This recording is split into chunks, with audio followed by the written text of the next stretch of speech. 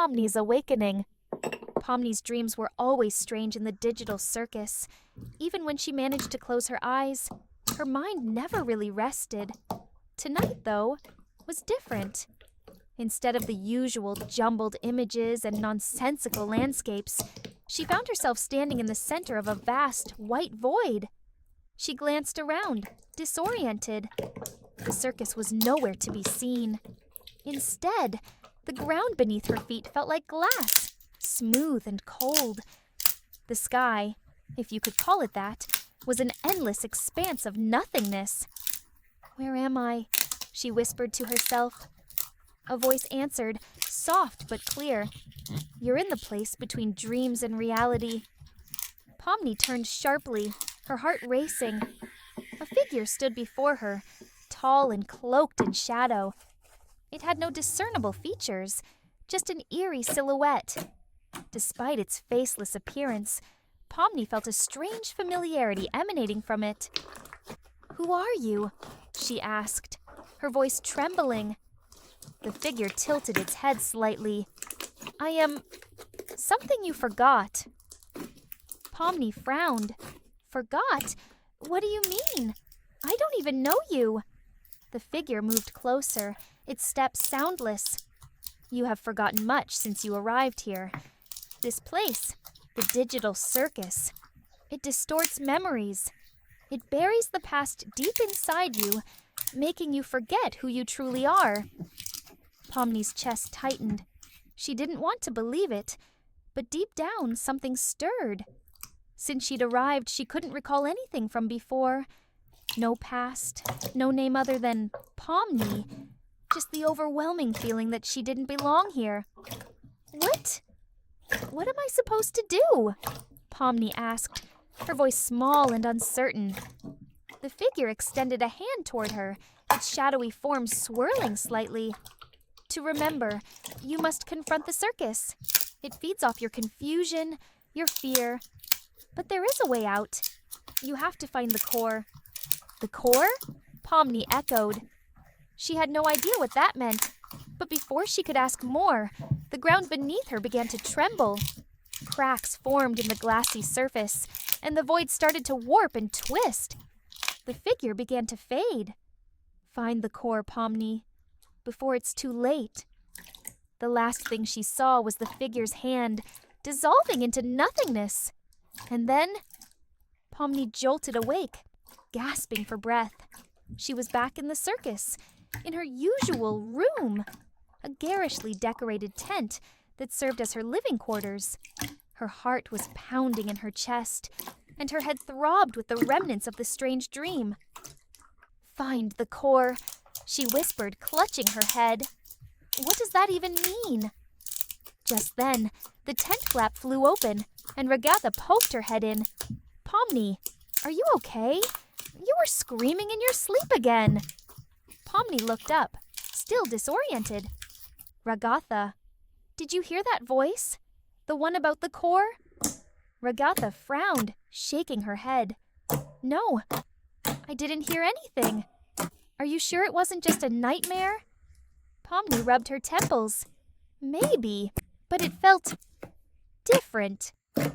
Before Ragatha could respond, there was a loud bang from outside, followed by Jax's obnoxious laughter.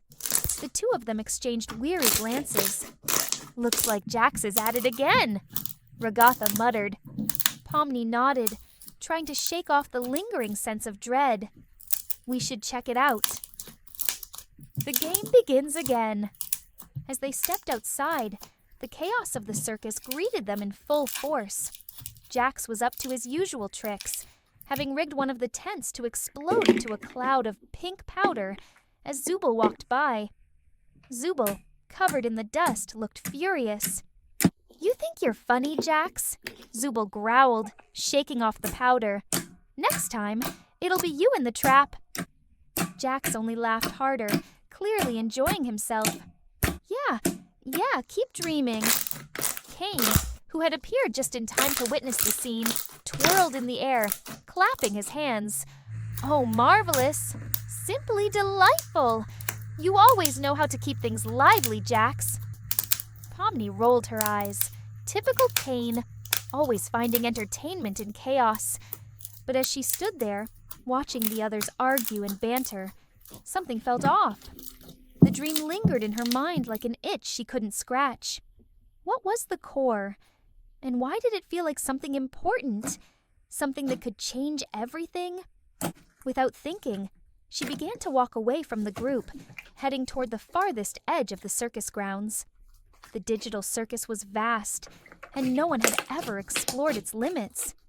Most people stayed in the central areas, too afraid to venture too far into the unknown. But Pomni had to know. There had to be more to this place.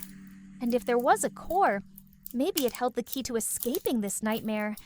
Into the unknown. The further she walked, the quieter the circus became. The vibrant colors and sounds faded, replaced by a strange stillness. The tents grew more distorted, their shapes twisting into impossible angles, as if the world itself was warping around her. "Pomni, where are you going?" Ragatha's voice called out from behind, but Pomni didn't stop. She couldn't stop. Something was pulling her forward, an invisible force urging her deeper into the circus's unknown territories. After what felt like hours of walking, she came to the edge of a large, ominous clearing. In the center stood a massive, glowing tower, unlike anything she had seen before. It pulsed with a faint, eerie light, and the air around it crackled with energy. Pomni's breath caught in her throat. This had to be it. The core. She took a hesitant step forward, but as soon as her foot touched the ground, the world around her shifted violently. The sky darkened, and the ground beneath her feet began to crumble. Shadows rose from the cracks, twisting and writhing like living creatures. Panic surged through her, but before she could move, the shadows lunged at her, wrapping around her limbs and pulling her toward the tower. She struggled, but their grip was too strong. Just as she thought she was going to be consumed by the darkness, a familiar voice echoed in her mind. "Remember, Pomni, the core holds the truth." With a surge of determination, Pomni reached out toward the tower, her fingers brushing against its surface. The moment her hand made contact, a blinding light erupted from the core, and the shadows recoiled, dissolving into nothingness. Pomni gasped as the light enveloped her, pulling her into its depths. For a moment, everything was silent, and then the truth revealed. Pomni stood in a new place, one that felt real, more real than anything she had experienced since arriving in the digital circus. She was in a small, sterile room, filled with monitors and strange machinery. Her reflection in the glass caught her eye. It was different. Gone was the colorful, cartoonish version of herself. Instead, she saw a real person, someone she barely recognized. Her mind spun with confusion, but deep down, she knew the truth. The digital circus wasn't just a game or a strange virtual world. It was something more, an experiment, a prison of the mind. And she had been trapped in it for longer than she could remember. Before she could process it all, the room began to fade. The monitors flickered, and the sterile walls dissolved. The digital circus was pulling her back, refusing to let her go. As the world around her returned to the familiar chaos of the circus, Pomni stood frozen, her heart heavy with the weight of what she had seen. The core was real, and now, more than ever, she knew she had to find a way to escape before it was too late. Jax's impossible heist. Kane had cooked up another one of his ridiculous games, and this time it was all about thievery. "Welcome, one and all, to Kane's impossible heist," he announced grandly, floating above the circus. "Your mission, should you choose to accept it, is to break into the vault and steal the gem at its center. But beware, there are traps everywhere." Jax grinned ear to ear. "A heist? Oh, I'm in. Nothing can stop me." Pomni, however, was wary. "There's always a catch, isn't there, Kane?" Kane gave a coy smile. "Perhaps, but where's your sense of adventure?" The vault sat in the middle of a towering funhouse, a maze of mirrors, traps, and tricks. The prize? A glowing gem said to be the source of unimaginable power. Jax was already planning his moves. As the group entered the funhouse, Jax took the lead, confident in his ability to outsmart whatever was thrown at him. The walls shifted around them, mirrors reflecting distorted versions of themselves, as if mocking their every move. "Watch and learn," Jax said with a wink, sprinting ahead. The first trap triggered instantly, a series of sliding doors that sealed off various parts of the funhouse. Jax leapt through the last one, narrowly escaping. He turned to see Pomni and Regatha stuck behind a wall. "Jax!" Pomni called out, banging on the barrier. "Don't leave us behind." He smirked. "Relax. I'll find a way to let you in."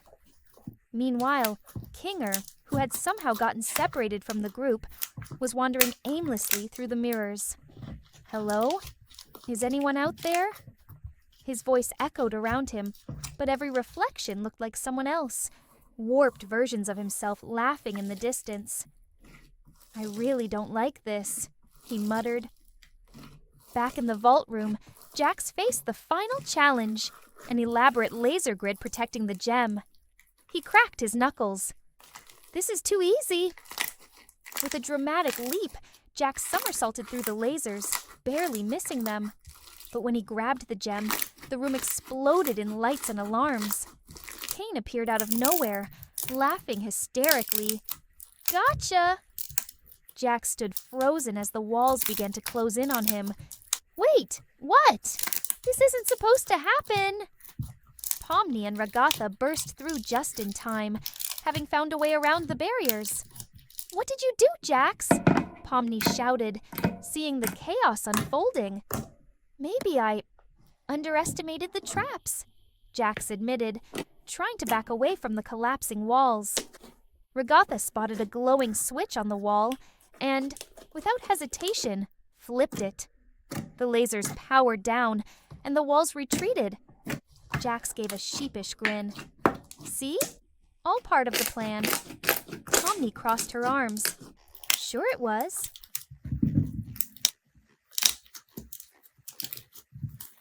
The mysterious melody. One evening, as the digital circus was preparing for its nightly performance, a hauntingly beautiful melody began to play through the speakers.